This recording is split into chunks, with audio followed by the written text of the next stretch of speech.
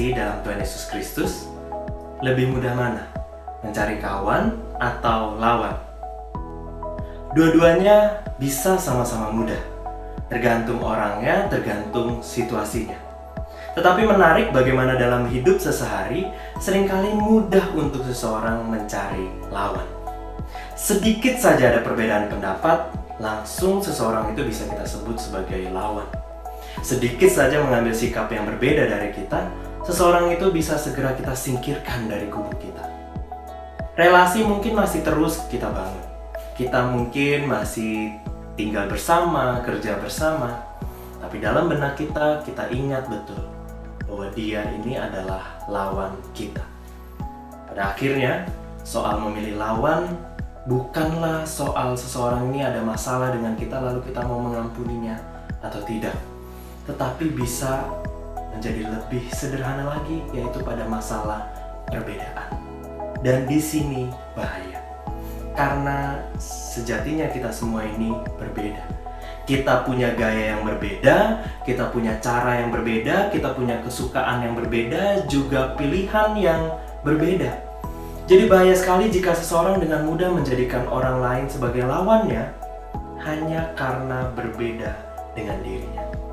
Padahal di antara banyak perbedaan itu, kita semua tahu bahwa kita juga punya beberapa kesamaan. Jadi mengapa tidak memakai kesamaan itu untuk merangkul, untuk berkawan? Karena itu ketika kita tergesa-gesa melabeli orang lain sebagai lawan, kita sebenarnya sedang kehilangan kesempatan untuk berkawan. Yohanes mengalami peristiwa yang serupa. Ketika dia terlalu cepat menyebut orang lain sebagai lawan, ia malah mendapat kritik keras dari Tuhan Yesus Kristus. Kita bisa lihat di Markus pasalnya yang ke-9, ayatnya yang ke-38 sampai ayatnya yang ke-41. Di sana tertulis demikian. Kata Yohanes kepada Yesus, "Guru, kami lihat seorang yang bukan pengikut kita mengusir setan demi nama-Mu. Lalu kami cegah orang itu, karena ia bukan pengikut kita." Tetapi kata Yesus, "Jangan kamu cegah dia, sebab tidak seorang pun yang telah mengadakan mujizat demi nama-Ku dapat seketika itu juga mengumpat Aku. Barang siapa tidak melawan kita, ia ada di pihak kita. Aku berkata kepadamu, sesungguhnya barang siapa memberi kamu minum secangkir air oleh karena kamu adalah pengikut Kristus, ia tidak akan kehilangan upahnya." Saudari-saudara lihat, apa yang membuat Yohanes lekas memandang seorang itu sebagai lawan yang harus ia cegah? Apa karena ia salah bertindak? Apa karena orang itu telah menghujat Yesus? Tidak. Bahkan sebaliknya, orang itu telah melakukan sesuatu yang benar. Ia mengadakan mujizat dengan iman yang didasarkan pada Tuhan Yesus Kristus. Jadi apa yang membuat Yohanes menganggap orang itu sebagai lawan?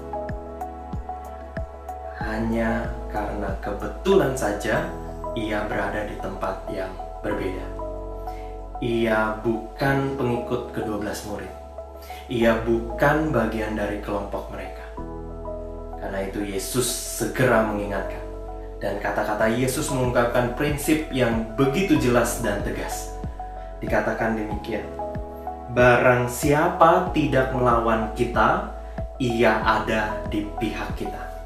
Bahkan Yesus kemudian mengunci lagi dengan kata-kata, "Aku berkata kepadamu, sesungguhnya barang siapa memberi kamu minum secangkir air oleh karena kamu adalah pengikut Kristus, ia tidak akan kehilangan upahnya."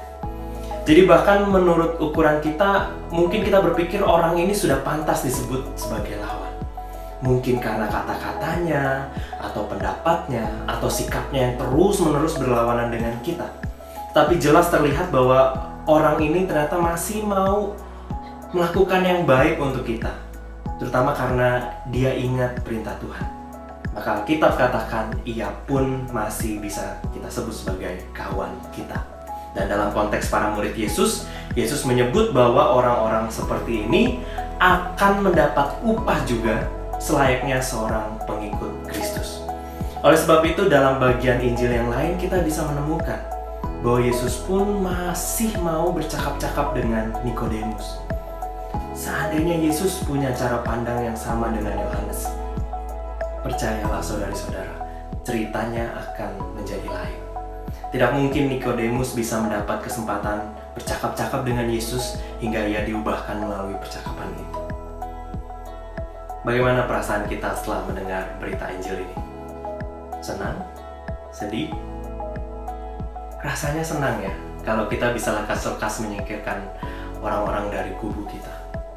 Kita bisa makin terlihat eksklusif karena ternyata tidak semudah itu orang bisa jadi bagian dari kelompok kita. Kita jadi bisa punya topik pembicaraan untuk membicarakan orang-orang yang berlawanan dengan kita itu di belakang mereka.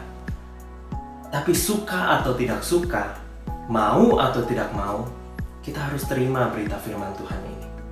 Kita aminkan. Kita jadikan firman Tuhan Yesus Kristus ini menjadi prinsip kita. Lalu kita mulai lakukan prinsip ini. Barang siapa tidak melawan kita, ia ada di pihak kita. Barang siapa tidak melawan kita, ia ada di pihak kita. Tapi dia begini, tapi dia begitu. Ingat, barang siapa tidak melawan kita, ia ada di pihak kita. Lakukan itu, hingga akhirnya kita tidak lagi terus-menerus mencari lawan, tetapi sebaliknya, kita mencari kawan, bahkan menjadi teman bagi semakin banyak orang. Tuhan memberkati kita senantiasa.